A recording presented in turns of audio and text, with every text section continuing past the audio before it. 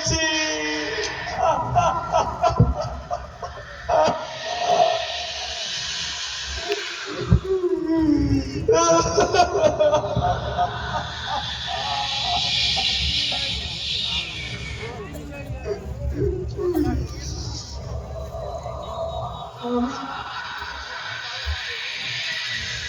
আমি ফিলিস্তিনি এক মাজলুম।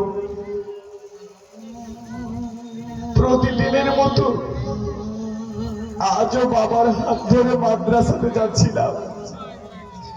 ভেবেছিলাম অন্য আরো 10টি মানুষের মতো আমিও মানুষের মতো মানুষ হয়ে গড়ে উঠব।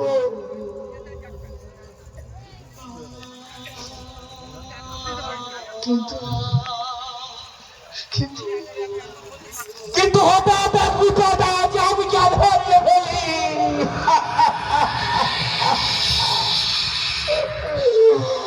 জ্ঞান ফিরে দেখি আমার বাবার ক্ষত বিক্ষত লাশ পড়ে আছে আমার পাশে।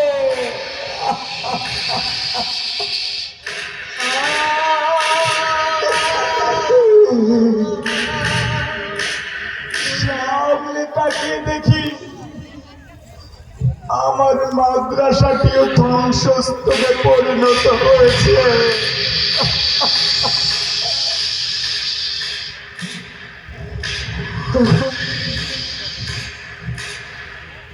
তখন আমার মায়ের কথা খুব মনে পড়ছিল।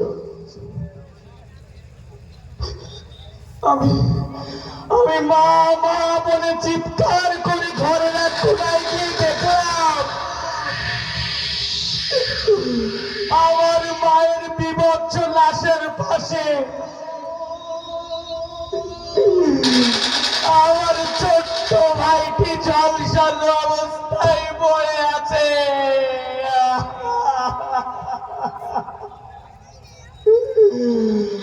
ও মা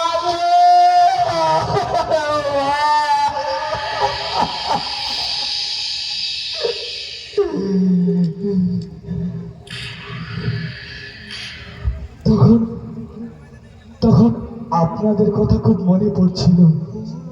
নিন ভোজ করুন, খেয়ে দেখুন মানুষের শরীরের কেমন স্বাদ।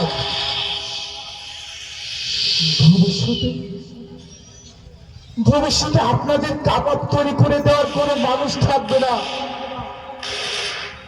তখন কি নিয়ে মেতে উঠবে আপনাদের এই ভোজ সভা? আমি জানি আপনাদের চোখ কান আজ লালসার মোহে অন্ধ হয়ে গিয়েছে। পৃথিবীর চারিদিক থেকে যে আত্মচিৎকার আকাশ বাতাস প্রকম্পিত হয়ে গিয়েছে তা আপনাদের বিবেককে এক বিন্দু মাত্র নাড়াতে পারেনি।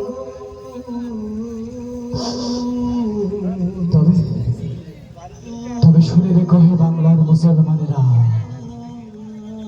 সেই দিন আর বেশি দূরে নয়।